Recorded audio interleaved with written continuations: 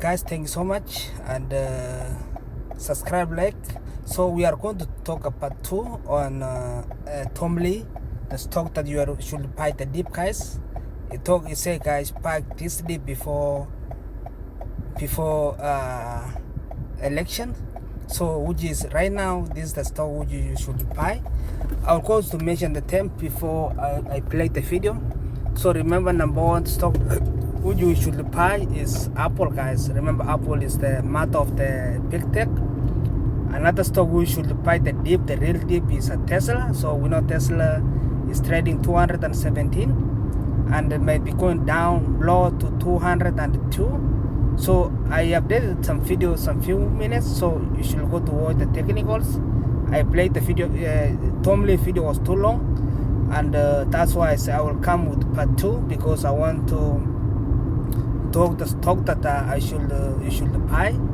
In fact, like a big tech, even the small cap stocks, you should buy. But now, right now, we have some hype on a big tech like Tesla, Nvidia, Amazon, Google, MicroStrategy. Remember, MicroStrategy, Bitcoin is going up, and I consider MicroStrategy is like a big tech because it's one of the best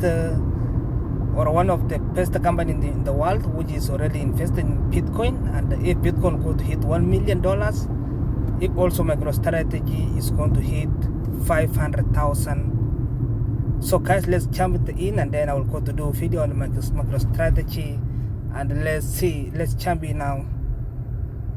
Yeah, so look, we do 5 different models to come up with our target, and a couple of those actually did go up to 5,800. The 5,700 is the median, essentially.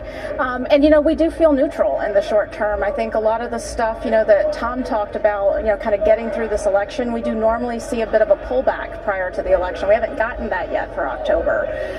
But I do think valuations feel a little bit full for the here and now. When I fast forward, though, into 2025, and I run my valuation numbers, and we take inflation down a bit more, we bake in some more Fed cuts, we get 10-year yields down a little bit more.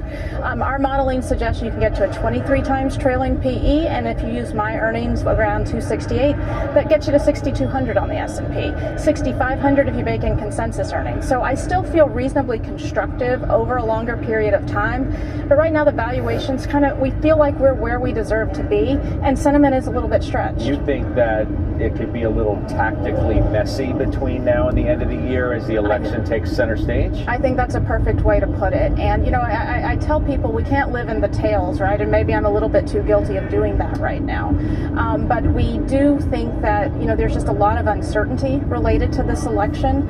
And one thing I hear from investors is, what if we don't have a resolution, sooner rather than later? I'm not saying it has to be decided the next morning, but there are some concerns about kind of what awaits us on the other side. And if you even look back to 2000, when the case got kicked up to the Supreme Court, that's one time in recent history where we didn't get our typical post-election pop. Yeah, Shan, what about that? The market has this incredible tunnel vision, it seems. It doesn't seem to be too worried about what might happen with the election today, but obviously as we get closer, it's going to focus more heavily on what it believes the outcome might be, and thus what sectors and stocks are going to possibly perform better in the months ahead. How are you thinking about those issues that Lori so well articulated?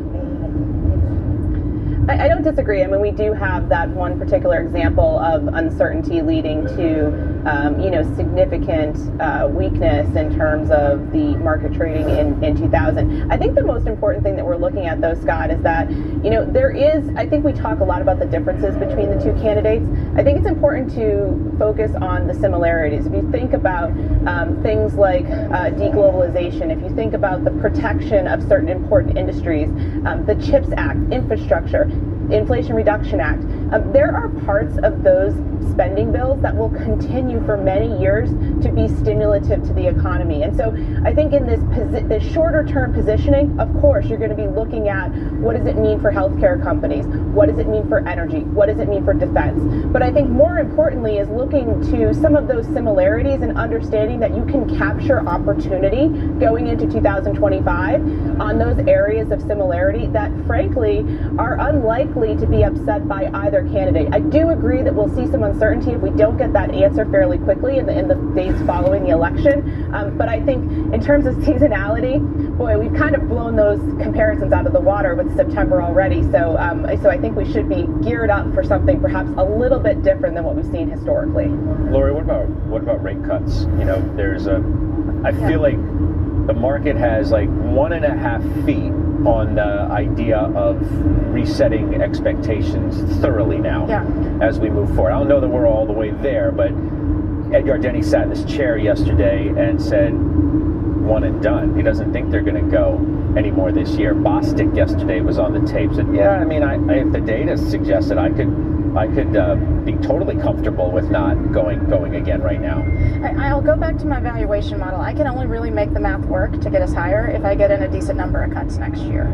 And I will say that as a house, RBC has not been looking for a series of 50. We were back in the 25 camp. Our rate strategists were on that last meeting, which was obviously a very divisive meeting. But I do think in general, whether I'm talking to hedge funds, whether I'm talking to long onlys, they've been anticipating some significant interest rate relief. And if you even go back and just listen to companies and what they've been talking about the last few quarters, how many times have we been hearing about the cumulative impact of inflation and uncertainty over interest rate policy as something that is restraining not only consumers but corporations in their business activity decisions?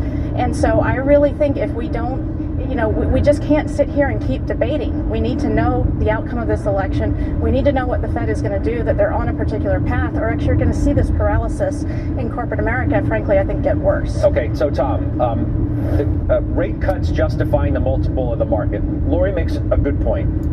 It's like if you were justifying the valuation before based on the number of cuts you thought we were going to have and the size of them, and then those don't live up to that expectation, then how can you justify the multiple being where it is? Well, I think maybe, if we step back, we never know what's priced into stock. So I think it's hard to say how many cuts were priced into the equity market multiple. I think stocks are being supported because there is a lot of cash on the sidelines, Scott. I just think a simple thing to point out is margin debt is like $730 billion or something right now. It was $936 billion in October 2021. So in the last 4 months, margin debt has actually been flat. Actually, it declined. So there's less money buying stocks, but they're being supported. I think it's because they're being bid. I don't really know how many cuts were priced into the PE. None of us really do because there's so much that gets priced into why stocks are where they are. There's never really equilibrium in a stock price. No, but something's got to give, though. At some point, right? Earnings have to live up to a higher expectation, potentially, if you're not going to get the cuts that you might have thought you were going to get in order to justify the multiple that stocks are trading at. Tom, don't you think? True. I think one thing we have to keep in mind is that there is excess interest rate cost in the economy right now because the mortgage, the 30-year mortgage, should only be 1.7 percentage points higher than the 10-year yield. So in a normal environment, the 30-year mortgage should be at 5.7. I think it hit 6.7 this week. And we know credit card debt's going to get cheaper, and auto loans and small business borrowing costs and home equity lines of credit as the Fed cuts. This is going to unleash not only ease financial burdens, but unleash pent-up demand because we know, just look at the ISM. Companies have been cautious for 2 years now. If companies are cautious for 2 years, it's not as if the economy grinds to a halt. It's now 2 years of pent-up demand that has to be normalized, and that's why earnings could really do well next year.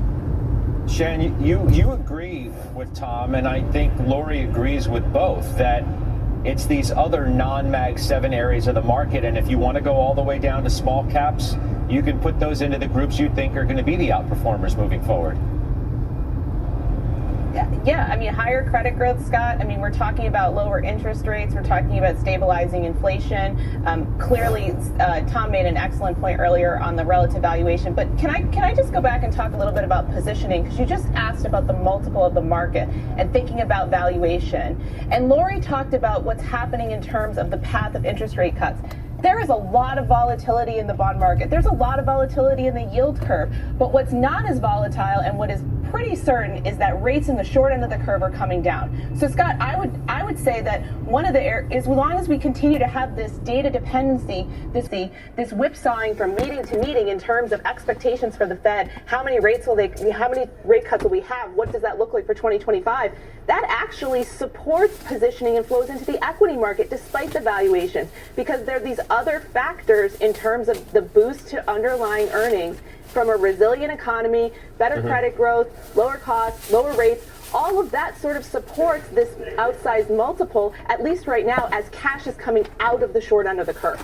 I mean, Lori, that kind of Rick Reeder's point when he was sitting with me recently was like, look, the market is stretched, and I'm uncomfortable to be bullish here, but there's so much money around that it's really hard not to be. I totally sympathize with that, and again, I don't feel bearish longer term. I would say though, tactically, when I hear the word positioning, the hairs on the back of my neck go up a little bit, because if you look at AAII net bulls, we've been hovering around the 1 standard deviation mark in recent weeks, and that's tactically where in recent years we keep having these 5 to 10% drawdowns. If you look at the CFTC data that comes out every Friday, and I haven't seen today's, I don't know if it's out yet, but it's been just climbing higher and higher and higher. Stat contracts, it's been bumping up against historical highs, and those are charts that when I talk to my clients in meetings, we all sort of agree they keep you up at night. So the positioning does feel a bit stretched. And even if you want to look at Federal Reserve flow of funds data, equity holdings as a percentage of financial assets are sitting up around peak. So I absolutely understand and sympathize with the idea of where else are you going to go when things still look okay, but we are at the same time hitting some tactically concerning pressure points. Yeah. Tony Pasquarello, I've cited him often too. He's a Friday note drop guy, and he talks about the flow of capital tips the scales in favor of the bulls, like many are talking about. I really appreciate the conversation, everybody. Lori, thanks for being here. Shan? So guys, thank you so much. And guys, something I want to talk about.